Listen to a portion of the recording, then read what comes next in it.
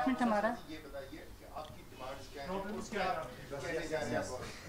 पहली और बुनियादी हमारी जो डिमांड है वो एश्योर्ड करियर प्रोग्रेशन है, जिसे हम रनिंग ग्रेड कहते हैं, जिसे हम जो है रनिंग पैटर्न भी कहते हैं। उसमें हमारा ये मुतालबा है कि जिस तरह से बाकी सारे लोगों को जो है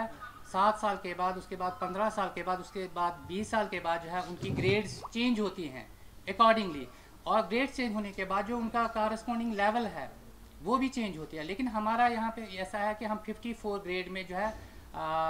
तैनात होते हैं, और उसके बाद हमारा 30 साल सर्विस करने के बाद हमारा प्रिंसिपल जो है वो खाली 200 का फ़ायदा उसे होता है और 56 की ग्रेड में चला जाता है, और अगर वो कंफर्म नहीं हुआ तो वो एक लेक्चरर की ग्रेड से रिटायर हो जाता है। तो क्या कहना चाहेंगे आप गवर्नर साहब से, क्या मिलने हैं? जी, मैं गवर्नर साहब से हमारी ये अपील है कि अगर बाकी डिपार्टमेंट्स जो है, अगर वेटरनरी सर्जन्स को एसीपी मिला है, अगर केस ऑफिसर्स को एसीपी मिला है,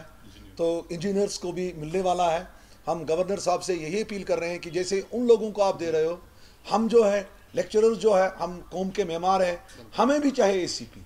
हमें भी एसीपी चाहे। हमें गवर्नर साहब के मिलने के लिए हमने बहुत कोशिश की है अभी तक, लेकिन अभी हम मिल नहीं पाए उनसे। हमें यही गुजारिश है कि गवर्नर साहब हमारा सुने और हम लोगों को भी एसीपी मिलना चाहिए।